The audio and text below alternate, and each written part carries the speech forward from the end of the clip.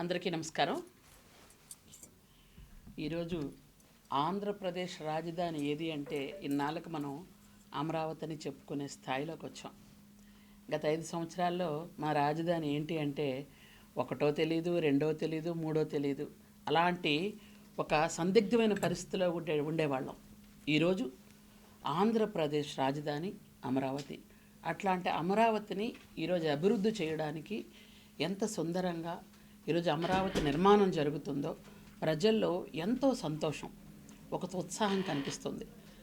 ఆంధ్రుల రాజధాని అమరావతిని ముఖ్యంగా మనం 250 కోట్లతో ఇక్కడ సిఆర్డీఏ ఆఫీస్ కట్టడం, ఆఫీస్ నిర్మించి పూర్తి చేసిన తర్వాత అక్కడి నుంచి పరిపాలన కూడా సాగించడం కూడా జరుగుతుంది.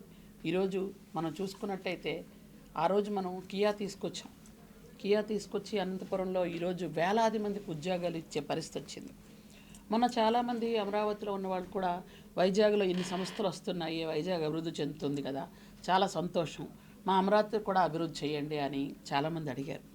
అయితే నిన్నే గౌరవ కేంద్ర మంత్రివర్యులు నిర్మలా సీతారామన్ గారు కూడా వచ్చినప్పుడు అమరావతిని పూర్తి స్థాయిలో మనం అభివృద్ధి చెందే విధంగా అడుగులు వేయాలి, దానికి అవసరమైతే ఎన్ని వందల కోట్లైనా ఖర్చు పెట్టాలి అని ఒక కేంద్ర మంత్రి సాక్షాత్తు ఆవిడే స్వయంగా చెప్పారు అని అంటే ఒకసారి మనం ఆలోచించాల్సిన విషయం.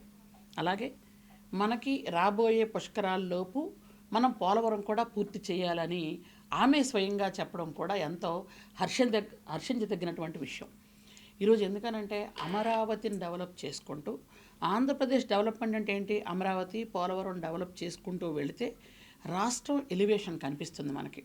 ఈరోజు వైజాగ్లో గూగుల్ సంస్థ లాంటి మంచి సంస్థ వచ్చింది అని అంటే ఈరోజు ఆంధ్రప్రదేశ్లో యువతంతా కూడా సంతోషంగా ఉన్నారు. కారణం ఏమిటి, గూగుల్ సంస్థ వచ్చిందంటే కొన్ని వేల ఉద్యోగాలు వస్తాయి. యువత ఉద్యోగాల కోసమని, ఉద్యోగాల కల్పన కోసమని, వాళ్ళ జీవన భృతి కోసమని, ఉపాధి కల్పన కోసం యువతంతా ఎదురు చూస్తున్నారు.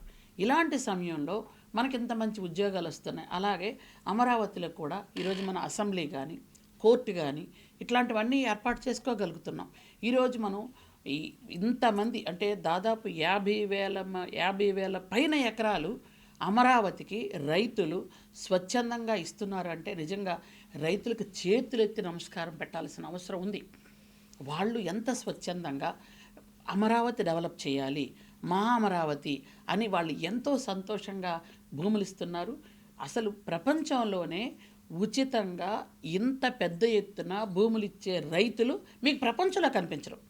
అంటే ఇంత మంచి మనసులు ఉన్నటువంటి రైతులు మన ఆంధ్రప్రదేశ్లో ఉండడం, అందుకే మనల్ని అన్నపూర్ణ అన్నారు. కాబట్టి ఇట్లాంటి ఒక మంచి ఉద్దేశంతో, ఎందుకంటే పాలించే నాయకుడు మంచివాడైతే ప్రజలందరికీ కూడా మంచి బుద్ధులు పుడతాయి అనేదానికి ఇది ఒక ఉదాహరణ. చంద్రబాబు నాయుడు గారి అభివృద్ధి సంక్షేమం 2 కళ్ళతో ముందుకు వెళ్తునేటప్పుడు ఇట్లాంటివి ఎక్కడ ఏదైనా ఒక కార్యక్రమం చేద్దాము అంటే అక్కడ చుట్టూ ఉన్నవాటి వాళ్ళ స్పందన ఏ విధంగా ఉందంటే మీకు ఏ హెల్ప్ కావాలో చెప్పండి అనే పరిస్థితిలో ఉంది. భూమి కావాలా, ఇంకా మా వరపు నుంచి ఏవైనా హెల్ప్ కావాలా అని. కానీ ఈరోజు లోకేష్ బాబు గారు దేశ విదేశాలు తిరుగుతూ చాలామంది అక్కడ పెట్టుబడిదారులతో మాట్లాడుతూ మన దేశం తీసుకొచ్చే విధంగా, మన రాష్ట్రం తీసుకొచ్చే విధంగా ఈరోజు మనం ఏర్పాటు చేస్తున్నామనంటే ఈరోజు మనకి వైజాగ్కి మనకి గూగుల్ సంస్థ వచ్చిందనంటే పక్క రాష్ట్రాలు నిజంగా వాళ్ళందరూ కూడా ఈగో ఫీల్ అయ్యారు. ఏంటి ఆంధ్రప్రదేశ్కి ఏంటి, గూగుల్ సంస్థ ఏంటి అని. నిజంగా ఒకంతు వాళ్ళలో ఉడుకుపోతులతనం కూడా వచ్చిందేమో అనిపించింది మనకి. ఎందుకంటే ఆంధ్రప్రదేశ్కి గూగుల్ ఏంటి అని. ఆ రోజు మైక్రోసాఫ్ట్ ఎలాగైతే తీసుకొచ్చారో హైదరాబాద్కి, ఈరోజు హైదరాబాద్ హైటెక్ సిటీ చూడండి ఏ విధంగా అభివృద్ధి చెందిందో. ఆ రోజు చంద్రబాబు నాయుడు గారు చేసినటువంటి ఆ ఒక చిన్న మొక్క నాటితే ఈరోజు మహావృక్షంగా వెలిగింది అక్కడ. కాబట్టి ఈరోజు హైటెక్ సిటీని చూస్తే కన్నుల పండుగగా కనిపిస్తుంది. అదేవిధంగా ఈరోజు మన ఆంధ్ర రాష్ట్రంలో గూగుల్ సంస్థ వచ్చింది, ఇంకా అలాగే చాలా సంస్థలు వస్తున్నాయి. ఇవన్నీ కూడా మనం రాబోయే 2-3 సంవత్సరాల్లో, అంటే నిన్న మనకు వచ్చినటువంటి చాలా ఎంఓయూల్లో 10,000 కోట్ల పైన పెట్టుబడుల్లో ఈరోజు మనం ఇవన్నీ కూడా ఏ శాఖ వాళ్ళు ఆ శాఖ ఆ పెట్టుబడుల్ని పూర్తి స్థాయిలో పర్యవేక్షించి అవి అమలయ్యే విధంగా చూసుకునే బాధ్యత మాకు కూడా ముఖ్యమంత్రి గారు అప్పచెప్పారు. కాబట్టి అవన్నీ చేస్తాం. అమరావతిని ఖచ్చితంగా అభివృద్ధి చేస్తాం. అమరావతి మన రాజధాని అని గర్వంగా చెప్పుకునే విధంగా ఈరోజు మనం చేస్తాం. యువత కూడా అమరావతి అనగానే ఒక్కొక్కరిలో ఆ పేరే నిజంగా ఏంటంటే, అమరావతి అంటే మనందరికీ తెలుసు దేవతల రాజధాని, ఇంద్రుడు పరిపాలించేవాడు. అంటే ఈరోజు ఇక్కడ ఈ అమరావతిలో చంద్రబాబు నాయుడు గారి పరిపాలనలో దేవతలు నడయాడే ఈ అమరావతిలో మనందరం కూడా సురక్షితంగా క్షేమంగా ఉండి మనం అభివృద్ధి పదంలో ముందుకు వెళ్ళాలి అని చంద్రబాబు నాయుడు గారి పరిపాలనలో మనం ముందుకు వెళ్ళాలని అందరూ కూడా ఆశపడుతున్నారు. అదేవిధంగా మనం ముందుకు వెళ్తున్నాము. ఎందుకంటే కొన్ని ఉంటారు కొంతమంది మీడియా వాళ్ళు, పత్రిక వాళ్ళు, కొంతమంది ఎందుకంటే ఒక భగవంతుడికే 100కు 100 మంది దండం పెట్టరు. ఒకరికి రాముడు ఇష్టమైతే, ఒక కృష్ణుడికి ఇష్టమైతే, ఒకరికి క్రీస్తు ఇష్టమైతే, ఒకరికి అల్లా ఇష్టం అవుతుంది. కాబట్టి ఒక మనిషిని 100 మంది పొగడాల్సిన అవసరం లేదు. కానీ మా చంద్రబాబు నాయుడు గారిని 100కు 100 పొగుడుతున్నారు. ఎందుకు అని అంటే ఈరోజు పార్టీలో లేని వాళ్ళు కానీ, మామూలుగా సామాన్యంగా ఉన్నవాళ్ళు కానీ, మధ్యస్థంగా ఉన్నవాళ్ళు కానీ చంద్రబాబు నాయుడు గారి చాతుర్యం, ఆయన విజన్, ఆయన క్రమశిక్షణ, ఆయన పట్టుదల ఈరోజు మన రాష్ట్రాన్ని అభివృద్ధి పదంలో నడిపిస్తుందని ప్రతి చిన్న పిల్లల నుంచి పెద్దవాళ్ళ వరకు కీర్తించడం నిజంగా మాకు చాలా సంతోషంగా ఉంది. Thank you very much. ఈరోజు ముఖ్యంగా అమరావతిని రూపుదిద్దించడంలో నిన్న క్యాబినెట్లో కూడా మనం పూర్తి స్థాయిలో దీని మీద చర్చ కూడా జరిగింది. క్యాబినెట్లో కూడా మనం ఏంటంటే నిర్మలా సీతారామన్ గారు వచ్చారు. ఎందుకంటే అమరావతిలో వచ్చి ఆమె అడుగుపెట్టిన తర్వాత అమరావతిని డెవలప్ చేయాలి అని ఆవిడ మాటల్లో కూడా అంటే కేంద్రం కూడా పూర్తి సహకారం అందిస్తుంది అని ప్రజల్లో కూడా ఒక మంచి ఒక మెసేజ్ వెళ్తుందని కూడా మేము చాలా సంతోషంగా ఫీల్ అయ్యాం. కాబట్టి చంద్రబాబు నాయుడు గారి ఆధ్వర్యంలో మేమందరం కూడా ఖచ్చితంగా చక్కగా పనిచేసి మన రాష్ట్రాన్ని అభివృద్ధి పదాలు నడిపిస్తామని మీ అందరికీ తెలియజేస్తున్నాను. Thank you.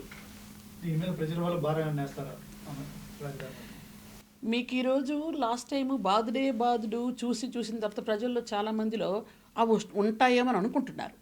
ఈరోజు మీరు చూడండి ఒకసారి వెళ్ళి, ప్రజల్లో కరెంటు ఛార్జీలు తగ్గుతున్నాయి. అది ప్రజలందరూ కూడా అందరూ చూస్తున్నారు, వింటున్నారు. అలాగే నిత్యావసర వస్తువుల ధరల్లో కూడా చాలా వరకు తగ్గాయి, అవి కూడా ప్రజలు చూశారు. అలాగే మనకి జిఎస్టీ తగ్గిన తర్వాత కేంద్రంలో ఈరోజు చూసుకోండి, మొన్న 25,000కు కొన్న ఏసీ ఈరోజు మనకి 18,000కి వస్తుంది. ప్రజల్లో ఒకలాంటి ఆనందం, సంతోషం పెరిగింది. కాబట్టి రేట్లు తగ్గిస్తూ అభివృద్ధి చేస్తున్నటువంటి చంద్రబాబు నాయుడు గారిని చూసి అందరూ మెచ్చుకుంటున్నారు తప్ప కానీ ప్రజల మీద భారం వేయడానికి ఎటువంటి పరిస్థితుల్లో కూడా ఈ ప్రభుత్వం, ఈ కూటమి ప్రభుత్వం ముందుకు వెళ్ళడం లేదు. అలాంటి ఆలోచన లేదు. జిఎస్టీ తగ్గించి భారం తగ్గించాము. ఇంకా అది మాత్రం మేము ఖచ్చితంగా చెప్పగలం. అంటే ఏదో ఒక కంప్లైంట్ పెడితే వాళ్ళే నోరు మూసుకొని ఊరుకుంటారు అనే. ఈరోజు సాలూరు నియోజకవర్గంలో అభివృద్ధి జరుగుతుంది అని అంటే మా చంద్రబాబు నాయుడు వల్ల జరుగుతుంది. మా చంద్రబాబు నాయుడు గారు నాకు ఇస్తున్నటువంటి నిధుల వల్ల జరుగుతుంది.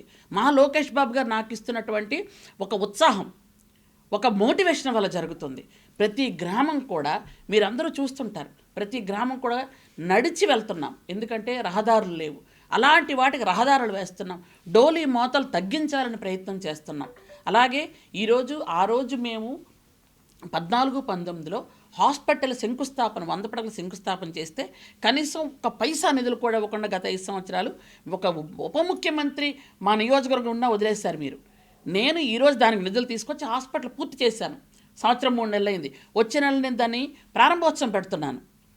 అలాగే రోడ్లు, నేను ఈరోజు మారుమూల గిరిజన గ్రామాల్లో రోడ్లు కావాలని పవన్ కళ్యాణ్ గారిని అడిగితే, అన్న నాకు మాట ఇచ్చి మీకు మారుమూల గిరిజన గ్రామాల్లో రోడ్లు వేస్తామని చెప్పి ఒకసారి మా నియోజకవర్గం కూడా వచ్చి చూసి ఒక రోడ్డుకి శంకుస్థాపన చేసి కూడా వచ్చారు.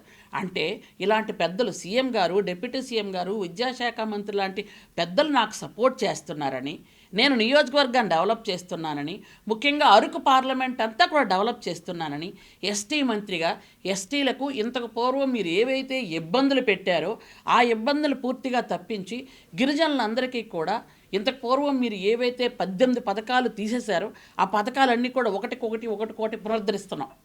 ఈరోజు హాస్టల్స్లో ఎక్కడ కూడా ఇబ్బంది లేకుండా ఒకటికొకటి అన్నిటికీ ఆర్ఓ ప్లాంట్లు ఇవ్వటం కానీ, అన్నిటికీ అందరికీ కూడా మంచి భోజనం పెట్టడం కానీ, యూనిఫామ్ కానీ ఇవన్నీ చేసుకుంటూ వెళ్తున్నాం. ఈరోజు మౌలిక సదుపాయాల కల్పనకే ఎక్కువ డబ్బులు ఖర్చు పెడుతున్నాం. ఇలాంటి పరిస్థితుల్లో మీరు తట్టుకోలేక నియోజకవర్గంలో ఉనికి కోల్పోతుందని కొంతమంది పెద్దలు స్టేట్లోనే వాళ్ళు నాశనం అయిపోతున్నారని. ఇప్పుడు సాక్షి పేపరు, సాక్షి టీవీ ఏవైతే ఉన్నాయో, నిన్న మా జనాలు మీరు చూసుంటారు, దాదాపు 300-400 మంది జనాలు రోడ్డు మీదకి వచ్చి ఎందుకు మా మేడం గారిని ఎంత ఇబ్బంది పెడుతున్నారని కార్యకర్తలే స్వయంగా బయటకు వచ్చి ధర్నా చేసిన పరిస్థితి మీరు ఎప్పుడైనా చూసారా? ఎందుకంటే మేమందరం కలిసి పని చేసుకుంటున్నాం, మేమందరం తారతమ్యాలు లేకుండా అందరూ అన్నదమ్ముల జిల్లా పని చేసుకోబట్టే ఈరోజు సాలూరు నియోజకవర్గం అభివృద్ధి చెందుతుంది. ఆ అభివృద్ధిని చూడలేక మీకు నిజంగా దమ్ము ధైర్యం ఉంటే నన్ను రాజకీయంగా ఎదుర్కోండి, నన్ను మీరేం మాట్లాడాలంటే కనుక మాట్లాడండి. అంతేగాని నా బిడ్డల జోలికి వస్తే మాత్రం తస్మాత్ జాగ్రత్త, ఊరుకోను. ఈరోజు ఎవరు కంప్లైంట్ ఇచ్చారో ఈ రేపు తెలుస్తుంది కదా, వారం రోజులో 10 రోజులు నేను పోలీసులు ఎంక్వైరీ చేయమని చెప్పాను. నేను కనీసం పోలీసుల్ని మనం ఏది కూడా ప్రభావితం చేయకూడదనే ఉద్దేశంతో మా పిఏని కూడా తప్పించి నేను ప్రత్యక్షంగా నేను దేంట్లోని దూరను, మీరు చెయ్యండి అని చెప్పాం. పోలీసులకు ఎంక్వైరీ చేయమన్నాం. పోలీసులకు వారం రోజుల్లో 10 రోజుల్లో తేలిపోద్ది కదా, సైబర్ నుంచి ఫోన్ డేటాస్ వస్తాయి కదా. వచ్చిన తరువాత అప్పుడు నేనంటే చూపిస్తాను. ఎందుకో తెలుసా, నా మీద మీరేం అలిగేషన్ చేసినా నేను పడతాను, కానీ నా బిడ్డల మీద చేస్తే నేను పడను. నా బిడ్డలు చదువుకుంటున్నారు, నా కొడుకు చదువుకుంటుంటే వాడి భవిష్యత్తు పాడు చేయాలని ఒక గిరిజన మహిళ వెనక్కి బ్యాక్గ్రౌండ్ లేకుండా కష్టపడి పనిచేస్తూ అంచెలంచెలుగా ఎదుగుతూ చంద్రబాబు నాయుడు గారి ఆశీస్సులతో ఈరోజు ఎమ్మెల్యే అయ్యి మంత్రి అయ్యి ఈరోజు అందరికీ అందుబాటులో ఉంటూ అందరికీ తల్లో నాలికలాగా మా ఆడపడుచలాగా ఉంది అని నా కార్యకర్తలు నన్ను అందరూ కూడా ఎంతో అభిమానిస్తున్నటువంటి ఈ తరుణంలో ఎలాగైనా ఈవిడ్ని ఇబ్బంది పెట్టాలి, నన్ను ఇబ్బంది పెట్టాలనుకోండి, మీకు ఎలా కావాలంటే అలా చేసుకోండి, ఎలా కావాలంటే అలాగ ఇబ్బంది పెట్టండి. మీరు ఏం మాట్లాడితే నేను సమాధానం చెప్తాను, మీరు ఏమడిగినా నేను సమాధానం చెప్తాను. నా బిడ్డలు ఇందులో ఎందుకు తీసుకొస్తున్నారు? ఇది నిరూపణ ఎలాగా కాదు, నాకు తెలుసు, నా బిడ్డ సంగతి నాకు తెలుసు. ఎందుకంటే నా సాలూరులో నా బిడ్డ సంగతి తెలియని వాళ్ళు ఎవరు లేరు. ఎవ్వరు కూడా ఇది నిజమా అని అలాగ ఆశ్చర్యంగా చూస్తున్నారు అందరూ కూడా. నా బిడ్డను మీరు కావాలి అని హ్యూమిలేట్ చేసి ఇబ్బంది పెట్టాలనుకుంటున్నారు. సరే, ఈరోజు రేపు ఎల్లుండు 2-3 రోజులు నేను నా కొడుకు మేము ఇబ్బంది పడితే పడతాం. నేను ఇబ్బంది పడను, ఎందుకంటే నాకు ఇలాంటి దెబ్బలు 10-25 ఏళ్ళ నుంచి అలవాటు అయిపోయినాయి నేను. కానీ నా బిడ్డ 25 సంవత్సరాలు పూర్తిగా లేని బిడ్డ కొంచెం ఇబ్బంది పడుతున్నాడు. కానీ తెలుస్తుంది వారంకో 10 రోజులకో, అప్పుడు చెప్తాను నేను. ఎవరు కేసు పెట్టారు, ఎవరు పెట్టించారు అన్నీ బయటకు వస్తాయి పోలీసుల ద్వారా. బయటకు వచ్చిన తర్వాత అప్పుడు చట్టం న్యాయం తన పని తను చేసుకెళ్తుంది గ్యారంటీగానే. వ్యక్తిగతంగా అంటే ఆ నియోజకవర్గంలో గత 3 సార్లు వైసీపీయే గెలిచింది. మొన్నసారి నేను గెలిచాను. మొన్నసారి నేను గెలిచినప్పుడు వాళ్ళు తట్టుకోలేకపోయారు. 3 సార్లు వాళ్ళు గెలిచిన తర్వాత ఇప్పుడు ఓడిపోవడం ఒకటి తట్టుకోలేకపోతారు. ఇంకోటి, సాక్షి అనేది నీతి, జాతి, మానం, మర్యాద, సిగ్గు, లజ్జ, సీము, నెత్తురు, న్యాయం, ధర్మం ఇవేమీ మచ్చుకోడు లేనటువంటి ఒక పేపరు, ఒక ఛానల్. అంతెందుకండి, నేను ఒక ఆడపడుచుని, మీ అందరికీ ఆడపడుచునని మీరు అనుకుంటున్నారు. సాక్షి ఆడపడుచు ఎవరు? జగన్మోహన్ రెడ్డి చెల్లి ఉంది కదా, ఆమెనే, ఆ షర్మిల గారినే తండ్రికి పుట్టలేదని అదని ఇదని ఆమె పాపం వ్యక్తిత్వ హననం చేసి ఆమె తండ్రిని మార్చి ఆమెకే వాళ్ళంత దారుణంగా పేపర్లు రాశాక నాలాంటి వాళ్ళని రాయాలని ఎలాగనుకుంటారండి మీరు? అంటే వాళ్ళకి తల్లి చెల్లి అని భేదం ఉండదండి. కాబట్టి ఈరోజు నన్ను, నా కొడుకుని బజార్కి ఏడ్చాలనుకుంటున్నారు. కానీ నా కార్యకర్తలను గుండెలో పెట్టుకొని దాచుకుంటారు, నన్ను గుండెల్లో పెట్టుకొని చూసుకుంటారు. నా కార్యకర్తలు నేను ఇక్కడ ఉన్నానని నా కార్యకర్తలు అక్కడ పోలీస్ స్టేషన్కి వెళ్ళి ముందు ఎంక్వైరీ చేయండి, ఎవరు తప్పైతే వాళ్ళు చూడండి, మా మేడం గారి మీద ఎందుకు వస్తున్నారు అని డైరెక్ట్గా అడిగితే, ఇంతకు పూర్వం నా కాళ్ళు పట్టుకొని ఉన్నటువంటి సాక్షి వాళ్ళు నా దగ్గరకు వచ్చి క్షమాపణ చెప్పారు తప్పు అయిపోయిందని. అట్లాంటి వాళ్ళకి సిగ్గులే ఉండాలి కదా. అంటే అప్పటిది మర్చిపోయారా మీరు? ఆ రోజు నా కొడుకు పుట్టినరోజు తప్పని మీరే ఒప్పుకున్నారుగా. ఎక్కడ చేశారు? విజయవాడలో చేసుకున్నారు, తిరుపతి కాదని చెప్పింది మీరేగా. ఈరోజు ఎలాగ, ఏం ఆధారం ఉందని చూపిస్తున్నారు? మీకు మీరే మార్ఫింగ్ చేసుకొని మీకు మీరే చూపించేసి ఇది కరెక్టు అంటే నేను నిరూపించుకోవాలా? అందుకే పోలీసులకు చెప్పాం, పోలీసులు తేలుస్తారు.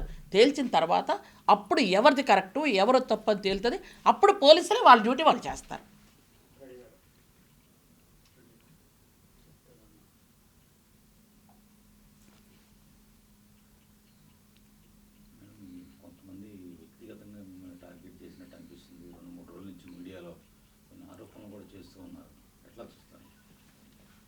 మీకు గత 5 సంవత్సరాల్లో మమ్మల్ని ఎంత ఇబ్బంది పెట్టారో మీకు అందరికీ తెలుసు.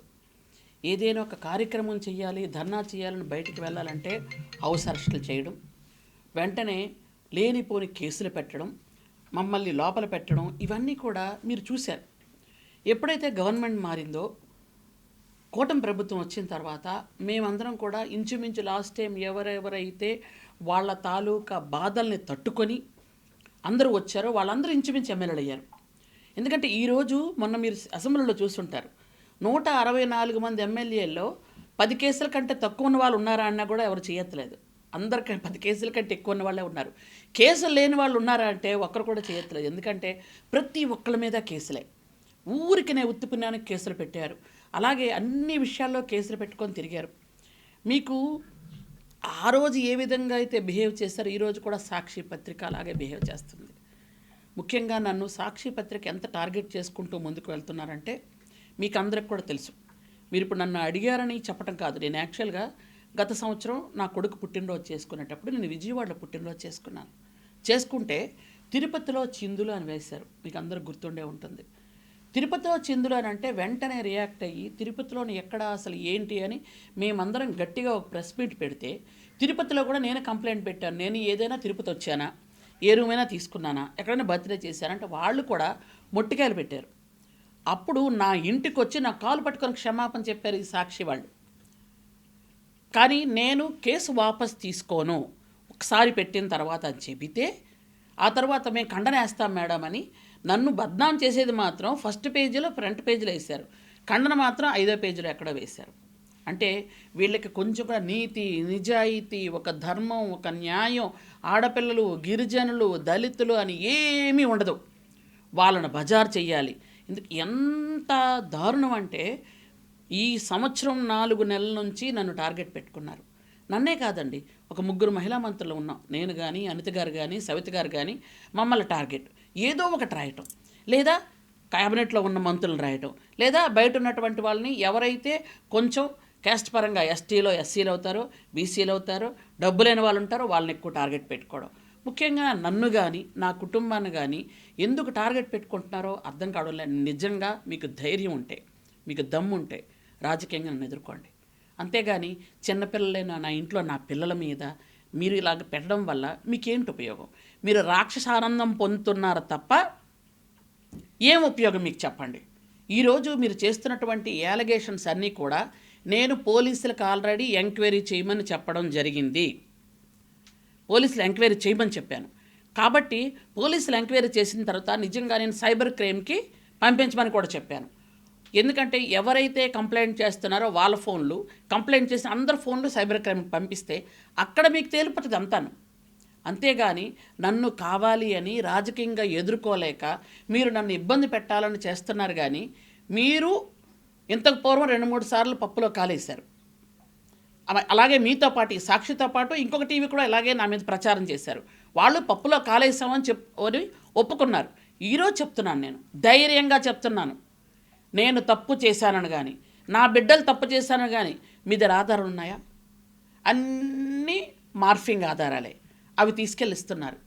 మార్ఫింగ్ ఆధారాలతో మీరు ఏం చేయగలుగుతారు? మమ్మల్ని భయపెట్టాలనుకుంటున్నారా? బెదిరించాలనుకుంటున్నారా? ఒక గిరిజన మహిళనైన నేను, నా బిడ్డ, మమ్మల్ని మీరు బెదిరించాలనుకుంటున్నారా? ఏ విధంగా బెదిరించాలనుకుంటున్నారు మీరు?